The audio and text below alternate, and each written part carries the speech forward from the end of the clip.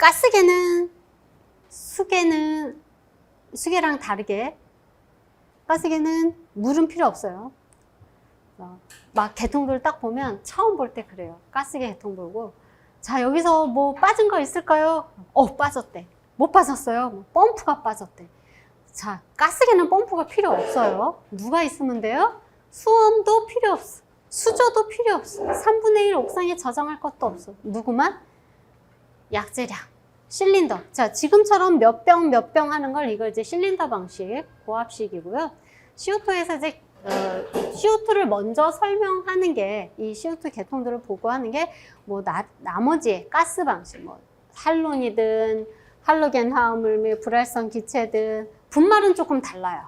분말은 왜냐면 걔는 가루잖아. 가루니까 자력으로 그 압으로 방호구역까지 분말을 못 보내. 그러니까 누가 있어야 되냐면 분말을 밀어줘야 되는 가압용 가스 용기가 있어야 돼. 가압을 해서 너 가루 날아가게끔 그 해당되는 방호구역까지 갈 수 있게끔. 근데 이제 분말 빼고 나머지는 그 압이 채워진 그 용기가 개방이 되면 해당 방호구역까지 갑니다. 그래서 이제 중요한 게 누구를 계산하여라? 약재량을 먼저 계산하고, 자, 약재량 계산하고, 그 다음에 병수 계산해라. 몇 병 필요하냐? 자, 이 병수 계산할 때 중요한 게 이제 충전비를 알아야 되죠. CO2 같은 경우 고압식, 저압식에 따라 또 충전비가 달라요. 얘를 알아야 리터 퍼 킬로그램이야. 그러면 한 병당 몇 리터, 이제 뭐 무게를 주고 얘 뭐 리터를 계산하든지. 근데 충전비 계산할 때 이 CO2는 약재량 계산하는 게 킬로그램이야. 그러다 보니까 결국 이제 충전비가 뭐 1.4다 그러면 1.4다 그러면 얘 한 병당 몇 킬로그램을 저장을 하느냐에 따라서 병수가 정해지는 거야. 자, 그러면 약재량하고 병수 관계에서 몇 병이다 나왔어. 몇 병이다 나왔어. 그럼 이제 그 다음엔 이제 물어봅니다. 저장량은 얼마게? 저장량하고 약재량은 달라요. 그러니까 뭐가 더 많을까요? 저장량이 많겠지. 얘는 이제 한 병당 예를 들어 한 병당 45kg이야. 근데 10병이 계산했더니 필요하대. 이제 요 약재량을 병수로 한 병당 킬로그램으로 나누니까 10병이 나왔어. 예를 들어. 얘는 사실 450이 조금 안 됐어. 근데 병수는 어떻게 해요? 소수점 이하는 업이잖아. 개수다 보니까 업을 해줘. 그러니까 저장량은 반드시 약재량하고 같다? 아니다. 얘는 병수에다가 결국 병수 몇 병이다에다가 한 병당 저장해야 되는 양을 계산을 한 게 저장량이 되는 거예요. 그러니까 이제 문구에서 출제하시는 분들도 약재량, 저장량 혼동하면 안 돼. 엄연히 다른 거기 때문에 조금 차이가 나죠. 그래서 약재 저장량은 병수가 정해지면 저장량은 계산이 되는 거예요. 몇 병을 설치를 해야 되느냐에 따라서 설치를 해요. 근데 방호구역이 하나면 하나에 해당되는 그 병수만 저장하면 돼. 근데 방호구역이 지금처럼 3개다? 그러면 어떻게 해요? 얘 3병이고 예를 들어 2병이고 얘 5병이야. 그럼 몇 병 저장해요? 5병. 여기 5병이면 돼요. 원래는 5, 2, 3 그러면 10병을 저장해서 해당되는 방호구역을 착착착 넣어주면 되는데 이 방호구역이 동시에 화재가 난다? 아니다 하다 보니 최대 병수를 저장을 해가지고 무엇을 설치를 해요? 체크 밸브를 딱 설치를 합니다. 그래 놓고 해당되는 방호구역별로 병수 터질 수 있게끔 각각의 방호구역별로 체크 밸브를 선택을 합니다. 자, 여기에 설치하는 그러면 이 화재가 났는지를 신호를 받는 화재의 감지 신호를 보내는 감지기는 반드시 교차 회로로 해라. 교차 회로 앞에서 수계의 준비작동식하고 같습니다.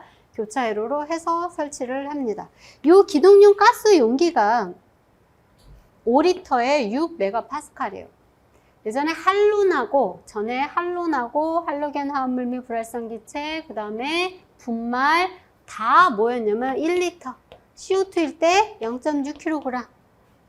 자, 충전비 1.5 이상. 자, 이랬는데, 다 공통적으로 5리터에 6메가파스칼. 네, 기동용 가스용기는 다만 이렇게 할 수 있다. 이렇게 바뀌었어요. CO2는 이 다만이란 조건 없고 얘만 CO2는 이것이 조금 차이가 나고요. 이 가스계에서는 약재량 먼저 구하고 저장량을 이제 계산을 합니다. 자, 할론하고 CO2 분말은 약재량 계산하는 공식이 딱 똑같아요. 똑같은데 조금 달라. CO2는 두 개가 있어. 표면화재냐 심부화재냐 또 구분이 돼서, 표면화재일 때는 CO2는요 원래 무유출이 아니야. 자유유출이야. 얘는 자유로운 영혼이야. 그래서 방호 공간에 약재를 쏟으면 누출이 있는 애들이에요. 근데 있는데 설계 농도를 34%에 그냥 맞춰놨어. 그랬기 때문에 방출계수 F, 그러니까 예를 들어 최적당 약재량이 얼마입니다. 우리 표면화재, 심부화재 그러면 다 나오잖아요. 뭐 계구분은 이제 면적에 대한 거고, 자, 이 약재량 뭐 1이다, 0.9다, 뭐 이런 거, 이게 다 뭐냐면 설계 농도 34%를 기준으로 해서 해놓은 거야. 자, 심부화재 얘는 최적당 약재량이 커, 수치가 커. 왜? 걔는 설계 농도가 50 이상 되는 기준에 맞춰서 했기 때문에 약재량이 많은 거야. 자, 그러다 보니 표면화재는 기본적으로 얘는 34%에 맞췄거든요. 근데 표면화재는 가연성 가스 또는 가연성 액체, 얘네들을 소화시키기 위해서 필요한 약재량이야. 근데 해당되는 그런 가연성 가스가 설계 농도가 34% 이상인 거는 약재를 더 많이 플러스 시켜라. 그래가지고 어떻게 계산을 하냐? V의 알파의 이 최적 계수에다가 34% 이상일 때는 보정계수 N을 계산을 해줘라 하는 공식이 별도로 있는 거예요. 신부화재는 보정계수 N을 계산하라? 없어요. 왜냐면 얘는 설계 농도가 이미 높아. 각각의 어떤 서전 방목이냐 아니면은 전기 설비냐 최적이 55세제곱미터 미만이냐에 따라서 방호해야 되는 대상물에 따라서 이미 설계 농도가 높게 책정이 됐어. 거기에 맞춰서 약재량도 높아. 표면화재에 비해서 많아요. 뭐 2.7 이렇게 많아요. 가장 많은 게 2.7이죠. 그래서 신부화재는 그냥 주어진 최적의 최적 계수, 이게 이제 방출 계수 얘를 말하는 거예요. 얘에다가 계구부 가산량, 계구부가 있다 무조건이 아니고 계구부가 폐쇄 장치가 돼 있어. 자동 폐쇄. 그러면 약재를 쏟아부었을 때 나가는 건 없을 거 아니에요. 없다고 보는 거죠. 없겠어요? 있겠지. 근데 없다고 보고 그냥 가산량 하지 말아라. 단 자동 폐쇄 장치가 없으면은 약재가 방출되려면 자동으로 열려있던 것들이 계구부들이 탁 닫혀야 되는데 이미 열려있잖아. 그러면 약재가 누출될 거니까, 누설될 거니까 그만큼 더 추가를 시켜라. 그래서 계구부에 자동 폐쇄가 되어 있느냐 안 되어 있느냐에 따라서 약재량이 추가가 되는 겁니다. 자, 할로겐 화합물 불활성 기체는 약재를 계산하는 공식이 달라요. 얘는 그 최대 허용 설계 농도에 따라서 얘도 최대 허용 설계 농도가 주어졌기 때문에 여기에 맞춰서 약재량을 계산을 합니다. 할로겐 화합물도 계산해라. 그러면 무게, 양, 킬로그램으로 나와. 불활성 기체는 아주 더 자유로운 자유유출로 계산을 합니다. 가스잖아요, 가스. 불활성 기체. 얘는 부피로, 약재량이 킬로그램이 아닌 부피로 나옵니다. 여기에서 S는 비체적이에요. 가스계의 아주 중요한 아이, 비체적 또는 선형상수라고 합니다. 이 S에 대한 선형상수에 대해서만 별도로 물어볼 수도 있어요. S는 K1 플러스 K2, 그 다음에 온도, 방호구역의 온도 T. 여기에서의 T는 온도다 그러면 가스면 무조건 절대 온도 아니고요. 여기는 그대로 도시를 집어넣어줘요. 방호구역의 온도예요. 자, 얘랑 비교해서 VS는 불활성 기체에만 있습니다. 여기에는 없어요. 할로겐 화합물에는. 자, VS는 20도 일대를 지정을 한 가스의 비체적이에요. 똑같아요. 여기다가 곱하기 20도. 얘를 계산을 한 게 VS예요. 따라서 방호구역의 온도가 20도다? 그러면 S분의 VS 값이 어떨까요? 같겠죠? 얘도 20도, 얘도 20도니까. 그러면 얘는 그냥 1, 똑같아지는 거예요. 자, S 그러면 K1은 어떻게 계산하고 K2는 어떻게 계산을 하느냐? 이제 K1은 이거 계산하실 줄 아셔야 되겠죠? 분자량 분해. 아보가드로 법칙에 의해서 분자량 분해 22.4로 계산을 해요. 문제야. 분자량을 알아야 돼. 근데 할로겐 화합물은 종류가 9가지가 있어. 화재안전 기준. 얘는 4가지가 있어. 그냥 CO2 같으면 나오지. 분자량이 바로 나옵니다. 근데 제 할로겐 화합물은 HFC23이에요. HFC272A예요. 얘네들 다 분자량을 계산하실 수 있어야 돼. 네, 그것도 이제 수업 시간에 합니다. 자, 이렇게 계산하고. K2는 K1을 온도에 따라서 273분의 1씩 증가한다. 자, 샤를의 법칙에 의해서 K2는 273분의 K1으로 계산합니다. 따라서 K1이 계산이 안 되면 K2가 계산이 안 돼. 그러기 전에 분자량을 못 구하면 아무것도 계산이 안 돼. 분자량을 아는 게 중요하겠죠. 에이, 뭘 분자량을 외워요? 저는 K1하고 K2 화재안전 기준에 나온 수치 그냥 외울 거예요. 13가지를. 이 K1, K2, 0점 어쩌고 저쩌고 최대, 보통 적어도 소수점 4째짜리까지 나와요. 이거를 외우시는 것보다, 물론 얘네들은 화재안전 기준에 나오는 K1, K2 값은 누설되는 거, 이런 걸 다 포함한, 그걸 이제 공차라고 합니다.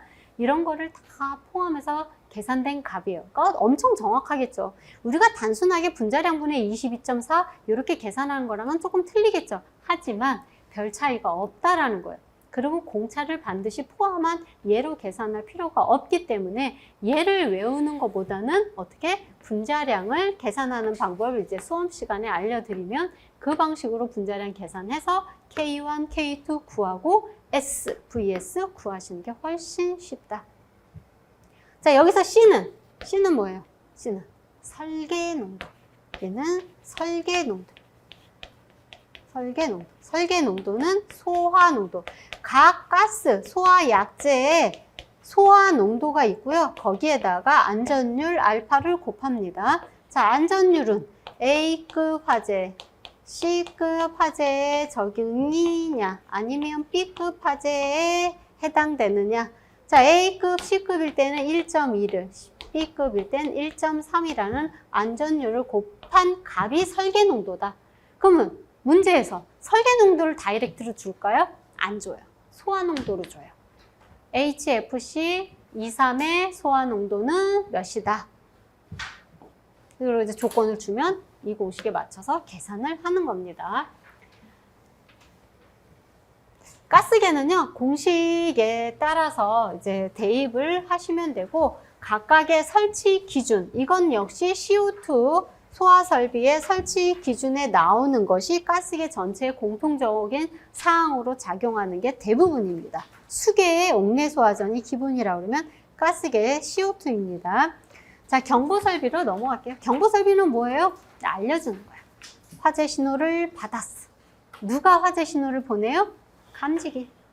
또는 그러니까 화재 신호를 이제 화재를 감지하는 게 감지기.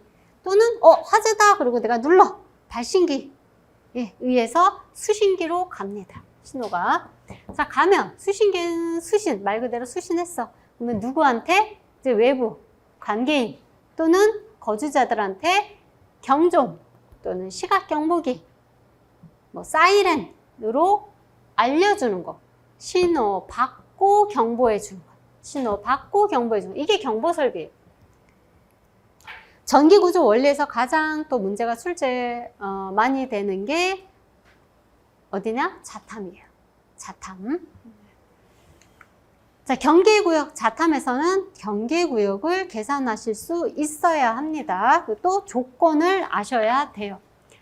경계구역 그러면 화재안전 기준에 수평적, 수직적 이렇게 나눠 있느냐? 안 나눠 있어요. 그냥 1부터 쭉 나와 있어요. 그것을 구분을 하는 거예요. 우리가 경계구역 산정할 때 조금 더 간략하게 문구만 보자고요. 자, 수평적은 말 그대로 면적 개념이에요. 면적 개념.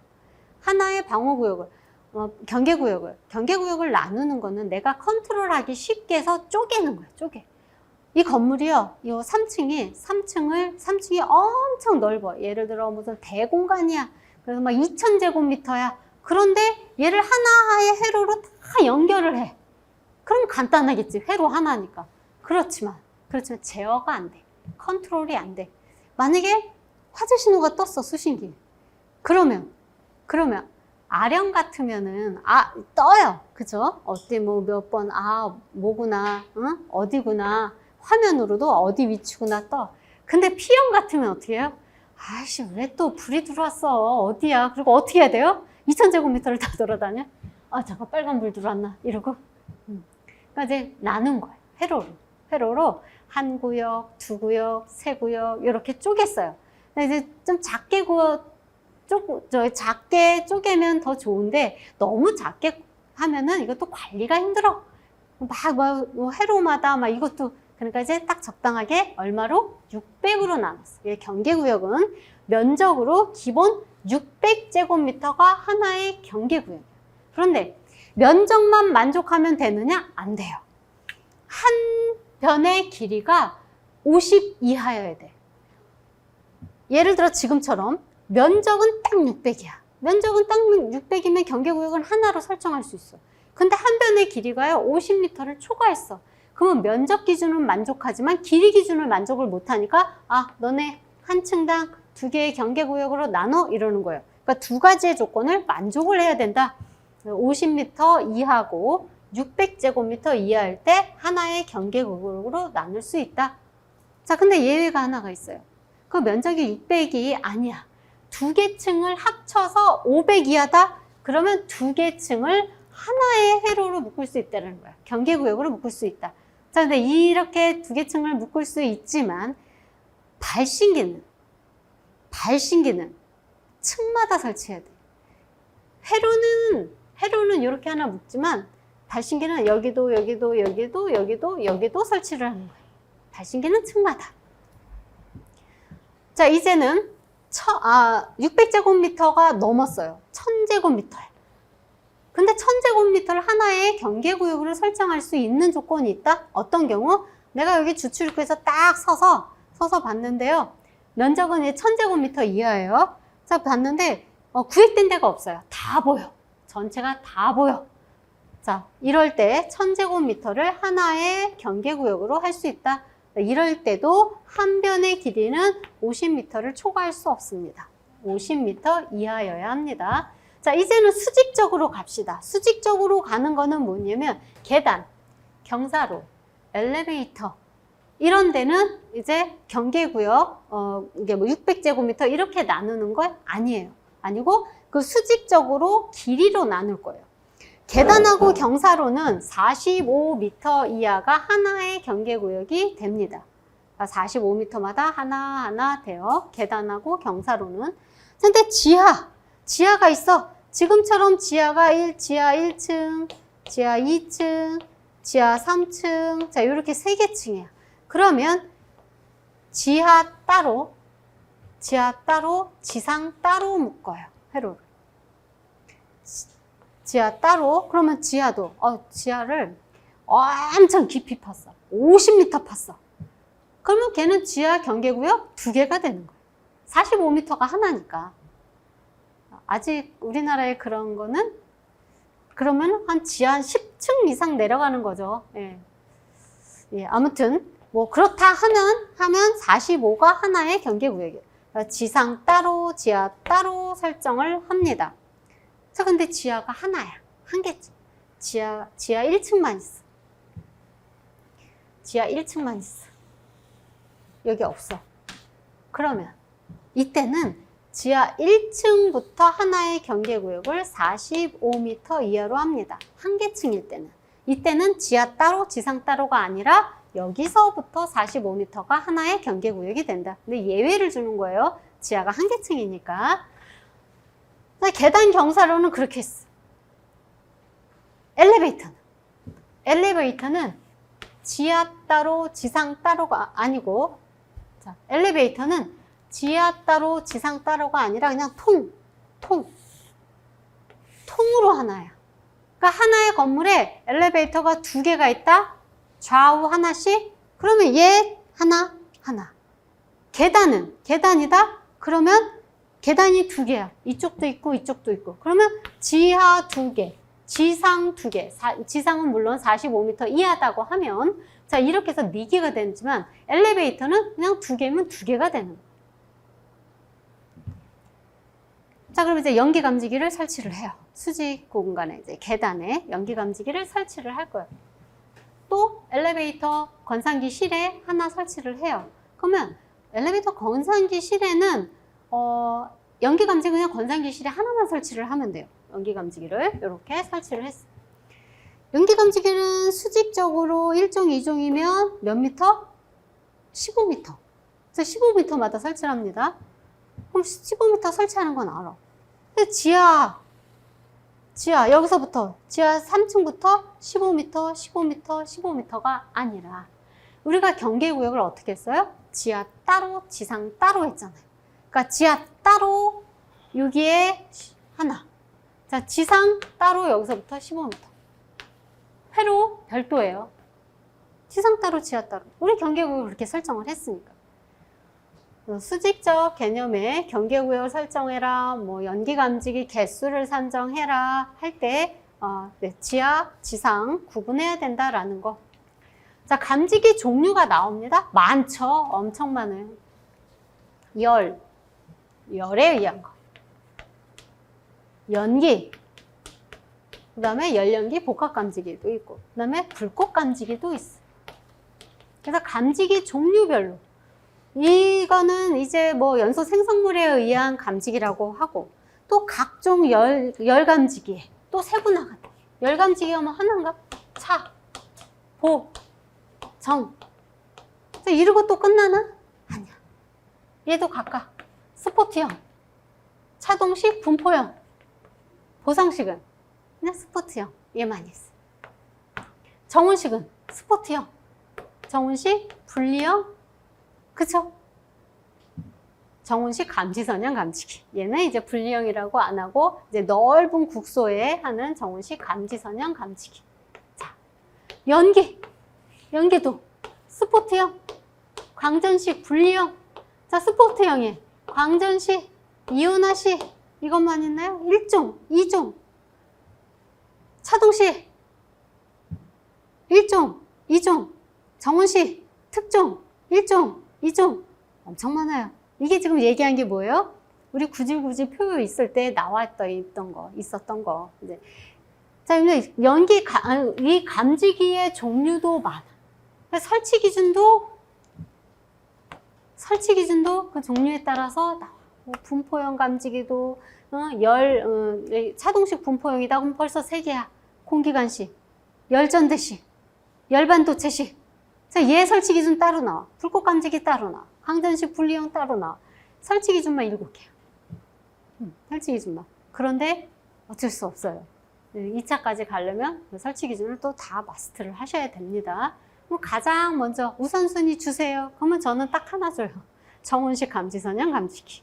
네, 걔 먼저 하고, 걔가 다 외워졌다? 광전식 분리형 감지기. 걔가 다 됐다? 이제 그러면 이제 뭐 불꽃 감지기, 열전대하고 열반도체는 실상적으로 1차에 많이 나오는 거예요. 왜? 이제 면적 기준이 있기 때문에 계산으로 아주 적격하죠. 자, 그래서 이제 감지기 종류가 이렇게 많아. 그래서 설치 기준도 따라서 봐야 되고요. 감지기 적응성에 따라서 감지기를 이제 어떤 환경 상태에 어떤 감지기를 설치하느냐, 연기 감지기 설치할 수 없는 경우가 있고요. 그러면 뭘로? 뭐 열식하고 불꽃 감지기 설치 적응성이 있는 장소, 설치 장소별 감지기 가장 많이 보는 게 사실 현장에서는 이거죠. 왜? 어떤 경우? 이거는 열, 연기 다야. 열, 연기, 뭐 불꽃 감지기 다 나와.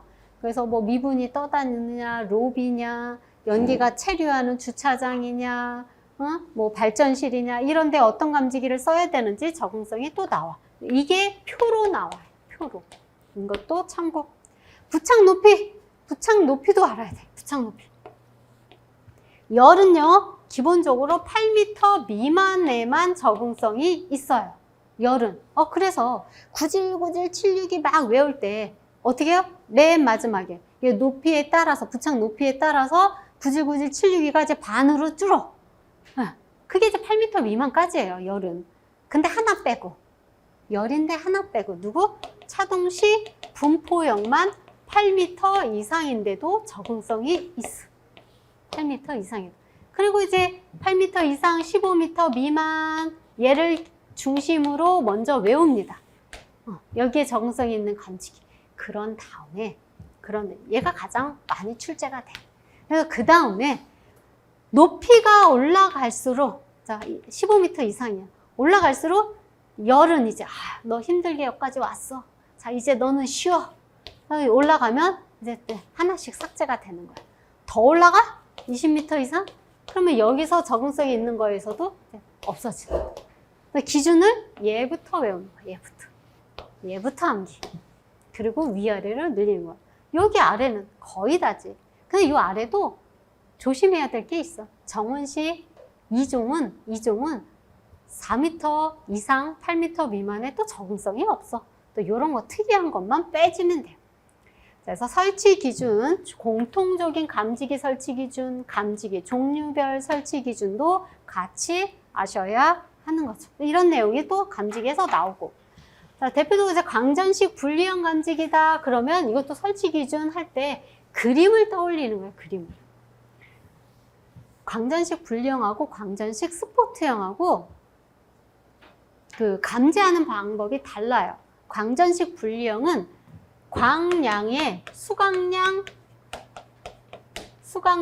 증가 아니에요. 감소야, 감소. 그래서 얘 설치 기준 뭐가 있냐면 햇빛으로부터 이 수광면은 햇빛을 직접 받지 않을 것. 수광면은 햇빛을 직접 받지 않을 것 하는 기준이 제일 먼저 나와요. 왜? 여기서 송광에서 쐈어. 광량을 쐈어. 쏘면 얘 수광량 감소가 동작 원리라 그랬잖아요. 이만큼이 이제 왔어.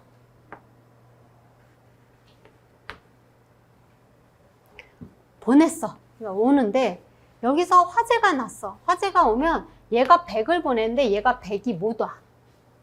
100을 보냈는데 얘가 80만 왔어. 그러면 얘가 중간에 장애물이 있구나. 연기가 생겼구나. 뭐가 생겼구나. 그러면서 이거 화재야. 감지하면 동작이 되는 거야. 그러니까 광량이 줄으면 동작이 되는 거야. 그런데 여기서 햇빛이 계속 광량을 쏴주네.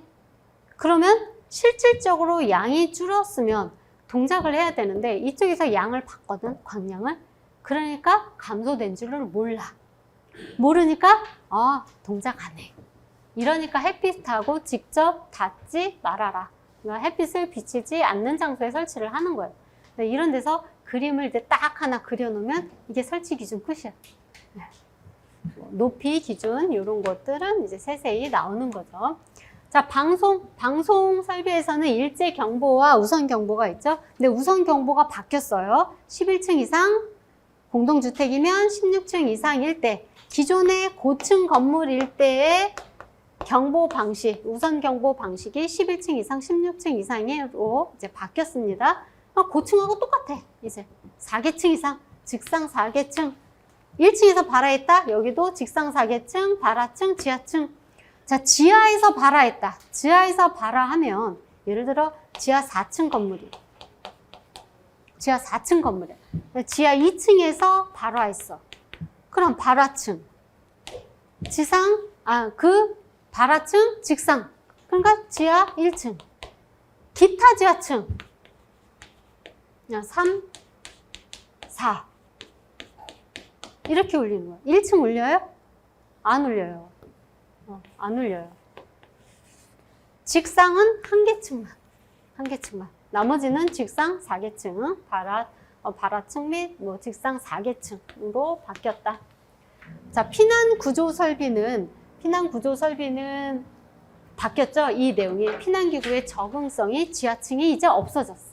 지하층이 없고 노유자 시설에서 4층 이상의 층에 구조대를 설치를 하는데 무조건이 아니고 노유자 시설로 장애인 관련 시설. 그래서 혼자 거동이 불편할 때 4층 이상의 층의 구조대를 층마다 추가로 설치를 해라. 이 기준이 새로 들어왔고요. 지하층은 없어졌습니다. 자, 그 다음에 의료시설, 다중이용업소, 그 다음에 그 밖에 것에서 간이완강기와 공기안전 간이완강기의 적응성은 어디에? 숙박시설 3층 이상의 층에 있는 객설에. 간이완강기는 공기안전 매트는 공동주택. 관리 주체가 다르면 주체별로 공기안전 매트는 공동주택에 설치해라. 그러니까 2번, 3번 얘네들은 해당되는 이 경우에만 추가로 설치를 하는 것. 그러니까 이 표가 기존에 여러분 알고 있는 표랑 좀 개정되면서 바뀐 내용입니다. 자, 유도등은 바뀐 내용은 그거죠. 우리 피난구 유도등을 기준으로 통로 유도등, 복도 통로 유도등에 추가되는 사항들이 좀 바뀌었습니다. 자, 유도등은 설치 높이 기준이 중요하죠. 자, 피난구 유도등은 1.5m 이상에, 복도는 1m 이하, 거실은 1.5 이상. 그런데 기둥에 설치할 때 거실 통로 이하로 할 수 있다. 네, 기준이 있는 거고. 계단은 1m 이하. 객석 유도등 설치 장소 별도로 아셔야 될 거고. 비상조명등은 예비 전원을 내장한 것이 뭐예요? 깨구리등. 이게 점검 스위치, 이렇게 쭉 잡아서 점검 스위치 작동하든지 아니면 요새는 어떻게 스위치 눌러보면 되는 거죠. 네. 비내장형, 예비 전원 비내장형은 자가발전 설비처럼 이게 똑같아. 등인데 하나는 일반 상용등, 하나는 비상조명등. 이렇게 두 개가 들어가 있는, 두 개의 등이 들어가 있는 이런 거. 비내장형. 예비전원이 없는 거. 예비전원이 내장형이라는 건 이거 소관에 이제 있는 거예요. 예비전원. 별도로. 자, 설치 높이 기준 보시면 되고, 휴대용 비상조명 등의 설치 기준. 숙박시설, 다중이용 업소다. 그럼 구획된 실마다 한 개씩. 자, 지하상가, 지하역사다. 그러면 여기는 보행거리. 자, 보행거리라는 건 소화기구, 유도등, 비상조명등, 휴대용 비상조명등 이렇게 실제로 걸어가서 도달하는 거리를 보행거리라고 그래요. 그렇지 않고 그 외에는 수평거리야. 그냥 알까 계산해서 수평거리. 보행거리는 직접 내가 도달하는 거. 즉 장애물이 있으면 사실 여기서 저기까지 가깝다 하더라도 피해가야 되거든요. 그러니까 도면을 주지 않는 한 우리가 보행거리로 계산해서 하는 거는 조금 무리가 있어요. 그렇지만 기준은 기준이니까 휴대용 비상조명등은 1차에서 특히 잘 나와요. 어떻게? 지하상가다, 지하역사다, 보행거리냐, 어떤 거는 수평거리다 이렇게 써있고 25, 50 또 바꿔서 나오고 그 지점에 3개 이상이 한 세트인데 요거는 안 바꿔. 다 잘 아니까. 자, 지하상가, 지하역사는 화재가 났을 때 위험도가 더 크니까 보행거리 25m마다 이내에 3개. 백화점, 또 판매시설, 대규모 점포, 영화상영관 이런 경우는 보행거리 50m 이내. 그래서 이따 집에 가실 때 보면 지하상가 이렇게 보세요. 그러면 거기는 보행거리 25m마다 3개씩 설치가 되어 있어야 돼. 근데 아주 잘 되어 있어요. 아주 지그재그로 설치가 되어 있어. 지그재그로. 우리 여기 지하상가 다니면요, 볼 거 많아요. 다 잘 되어 있어. 소화기도 딱 이렇게 못 만지게 소화전 주의 표시도 잘했고, 피난 유도 어쩌고 막 명판도 써 있고, 또 가다 보면 저기 역사 가는 쪽 거의 다 가면 또 뭐가 있어요? 제형 경계벽. 네, 제형 경계 60cm 딱 그냥 60cm 이상인데 60cm 정도 돼요. 60cm 될 거예요. 더 크지는 않을 거예요. 그래서 아크릴판 같았고 하얗게 이거 있어가지고 위에 천장부터 이만큼 내려와. 네, 이 제형 경계 벽도 설치가 되어 있습니다. 자, 휴대용 비상조명등 설치 기준 잘 나온다, 문제. 자, 소화 용수 설비는 소화 용수 설비까지 하고 좀 쉬겠습니다. 소화 용수 설비는 어떨 경우에 설치를 하느냐? 두 가지가 있어요. 내가 건물을 이렇게 질 거야. 이 건물에 건물을 짓는데 여기에 대지 경계선이 이제 있어. 대지 경계선이 있습니다. 건물마다 지려면 이 대지 경계선으로부터 180m 이내, 180m 이내에 상수도 소화전이 있어. 75mm 이상의 배관에 상수도가 있어. 상수도가 있어. 그러면 여기에다가 내가 뭐만 설치하면 돼? 이 물 끌어오는 소화전만 설치하면 돼. 이게 상수도 소화전이에요. 그러니까 누구 물을 쓰는 거예요? 여기 상수도 물을. 이 소화 용수 설비는 이제 화재가 났어. 그러면 우리가 20분 동안은 내가 저장한 수원의 양으로 써. 화재가 안 꺼졌어. 그럼 이제 그 전에 이제 누가 도착해요? 소방대가 도착해. 그래서 송수구로 물을 막 줘가지고 해당되는 방수구 헤드를 통해서 이제 했어. 근데 물이 또 모자라. 그럼 어떻게 해요? 여기 있는 거 이제 틀어가지고 이거 쓰는 거야. 소화용수. 말 그대로 소화용수. 근데 이 180m 이내에 이게 없어. 있긴 있는데 저만큼 있어. 너무 멀어. 이게 초과야. 180m 밖으로 배관이 있어. 그러면 이 물을 끌어오지 말고, 끌어와서 소화전을 설치하지 말고 이 해당 특정 소방 대상물에 별도로 무엇을 만들어라? 수조를 설치해라. 수조를 설치해라. 그래서 물을 보관해라. 자, 근데 이 수조가 지하에다가 수조를 설치할 거야. 이 수조 높이가 4.5m 이상이야. 4.5m 이상이야. 그러면 무엇을? 펌프를 설치해라. 왜? 소방대가 와서 소방차가 너한테 이 물을 끌어서 이렇게 이제 끌어가지고 이제 해당되는 대로 물을 이제 보낼 건데, 이거 끌어오는데 4.5m 이상으로 얘가 너무 깊어. 그러면 자력으로 물이 이렇게 못 올라오니, 보통 이제 1대기압 하면 10m라고 하지만, 안전까지 생각을 해서 6에서 7m까지만 자력으로 올라올 수 있어요. 끌어올 수 있어요. 더 깊으면 무엇을 설치해라? 펌프, 가압송수 장치를 설치해라. 네. 가압송수 장치를 설치해라. 4.5m 이상이면. 자, 이렇게 저수조 또는 소화수조라고 합니다. 말을 소화 전용이면 소화수조, 다른 설비랑 같이 쓰면 저수조. 아무튼 수온을 보관하는 수조예요. 자, 이렇게 가압송수 장치를 설치를 하고 저수조를 설치를 하면 여기에 흡수관 투입구 또는 채수구를 설치해라 하는 기준이 있는 거예요. 그럼 여기에 보관할 물의 양은 얼만큼 계산을 해야 되냐? 그 계산 방법 여기에 따라서 계산을 해라. 이게 저수량이야. 저수량이면 이 K값은 뭐냐? 기본적으로 얘는 계산했는데 0.3 나왔어. 그래도 1이야. 절상이야. 0.1 나왔어. 그래도 1이야. 즉 소화수조를 설치하려면 기본 얼마부터? 최소 20톤은 된다라는 거야. 20톤은 된다는 거야.